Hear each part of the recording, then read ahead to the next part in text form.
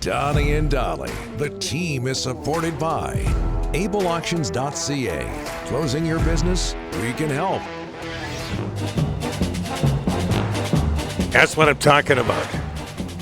It is Wednesday. I keep thinking it's Monday because it's our first day back, but it is Wednesday. I think my mind can handle that. And all of our guests today brought to you by our title sponsor, Able Auctions, ableauctions.ca, as we bring in our friend Ross Tucker from the Ross Tucker Football Podcast, CBS Sports, and Westwood One.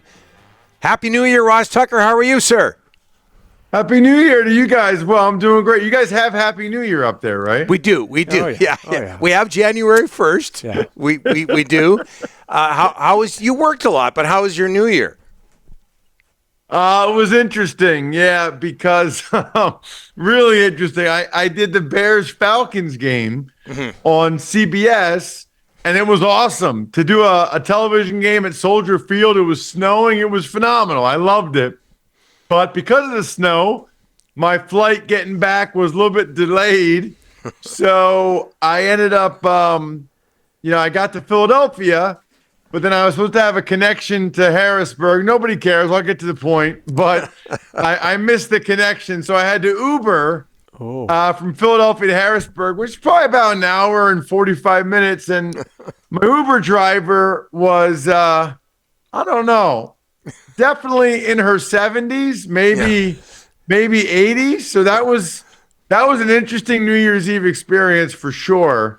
To be on the Pennsylvania Turnpike, having cars go flying by us while I'm just trying to get home.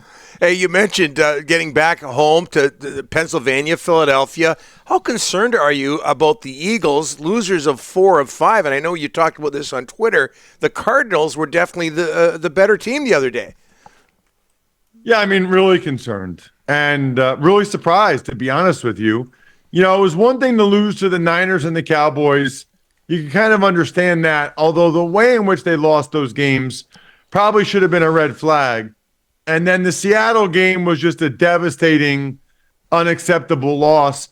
But then they bounced back against the Giants, right? And I know the score ended up being close, but there were some really fluky plays in that game that went the Giants' way. The Eagles controlled and dominated that game for the most part, which is why I was so surprised by the Cardinals game. And even in that game, the Eagles are up 21-6 at home at halftime to a 3-12 football team. Mm-hmm. And the Eagles had so much on the line. I mean, they basically would have clinched pretty much the NFC East, or at least would have still controlled their destiny or their fate for the NFC East and the number 2 seed, which is likely 2 playoff games at home.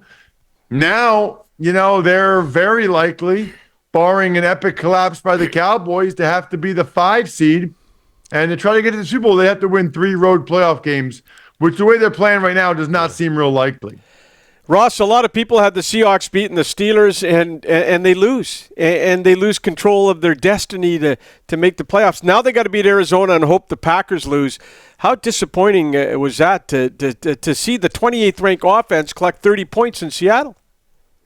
Well, and they did it back-to-back weeks, really did the Steelers with Mason Rudolph at quarterback, which, by the way, isn't that interesting, right? The guy's third-string quarterback the whole year, and then he comes out, and the offense is much better with him than they were with Kenny Pickett or a guy like Mitch Trubisky. I mean, that's why I laugh sometimes. People say, the coaches, they see these guys every day. Yeah, They saw Kenny and Trubisky every day and still didn't realize they should be playing Mason Rudolph.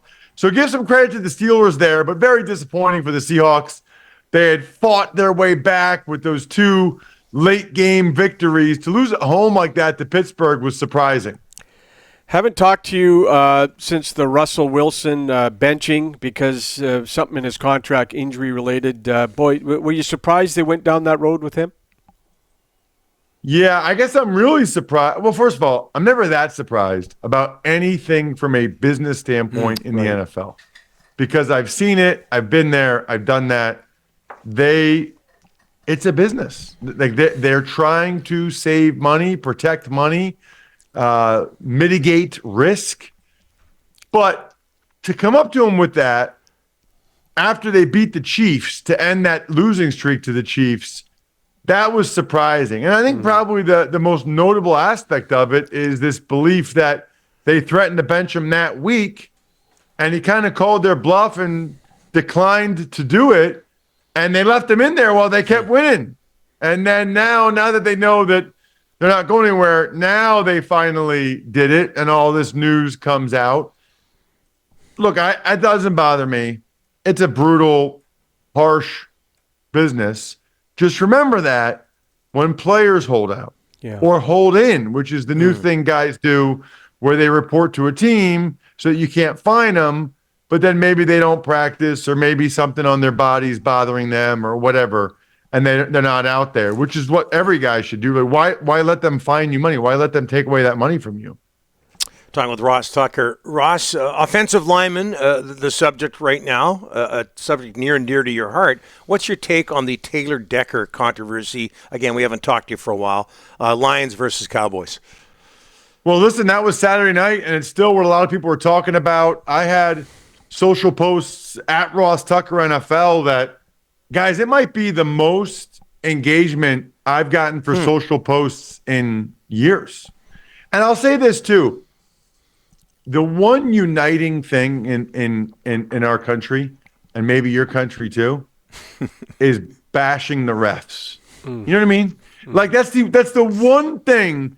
Like if I was running for president in 2024, all I would run on would be like, the refs stink. The refs stink. Because everybody agrees with it. Everybody like jumps on board and is like, yeah, that's right. In this instance, though, I got to tell you, I don't know what was said before the game. And I don't know what was said when the three offensive linemen approached Brad Allen, the referee on the field. I do know this. I reported as eligible a lot as a player because I was a sixth offensive lineman. So as a tight end or even on field goals, you go like this.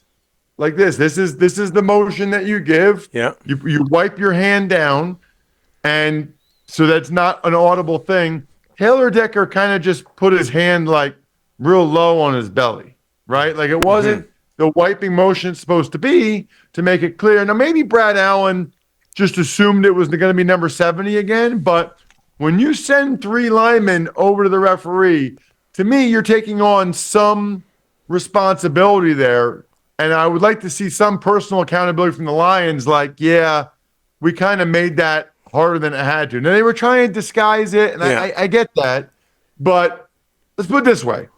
If only Taylor Decker went up to the ref and was like this, giving him the signal, they would have gotten it right. So the Lions took a chance, and it backfired. Yeah. Well, I think you made the really good point on Twitter. They tried to confuse the Cowboys. They ended up confusing the officials. Correct. And I wrote this in my column this week for the 33rd team. There should be no gray area with who's reporting as eligible or not, right? Like you can have cool formations, you can have trick plays, but you shouldn't be like duping the other team as to who is declared eligible. Listen, even if it was clear as day that Decker was eligible and they announced 68 as eligible, when you actually get to the line of scrimmage and there's still two linemen to the left of the center and three to the right, but that guy's out, like that's still hard for the defense, right? Like I think he still would have been open. I don't know that it would have made a difference. So you said that you reported as eligible several times during your career. Any pass catches? What can you tell us about that? I don't have the stats in front of me, Ross. Yeah, I went out for one pass. It was as a rookie against the Eagles, my hometown team. I was playing for Washington. I was wide open, and there was pressure off the edge. So our quarterback, Tony Banks, just had to throw the ball away. Awful. What could have been? Now, I mean, I would have worn a T-shirt around here where I live. For the rest, I scored a touchdown against the Eagles. Yep. It would have been amazing. Although, theoretically, I could have dropped it too. So maybe it's a good thing that they didn't throw it to me. I don't know. I predict you would have caught it, Ross. I predict you would have caught it. Starting point guard in high Good school. contribution so far. Good Yeah, starting point guard in high school, you got the hands. You would have caught it. Soft hands. Hey, David Tepper, very quickly, Ross, owner of the Panthers, gets fined. What did he get fined? $300,000 for throwing a drink at a Jacksonville fan. What's his reputation around the league? Maybe even before that. Pretty much that. Okay. I mean, that's the really bad part about this for him. He needs to hire a new head coach, potentially a new general manager, and there's a perception out there that he's not the greatest guy, that he's a tough guy to work with, that he wants to be in control. And even if that stuff's behind the scenes and you meet with him and you feel good about it, that video that reinforced it. That video is problematic for him. I mean, they'll still hire somebody. He can pay whatever he wants to pay, and they'll get somebody. But if you have options, I think there are people that owner's pretty important. If you have options, I think there's guys that they'll choose to go other places. Yeah. All right. Again, Ross, it's a happy New Year as long as you're on this show. Yeah. Happy New Year, buddy. Oh, thank you, Donnie. I appreciate that. You bet. Thanks, Ross.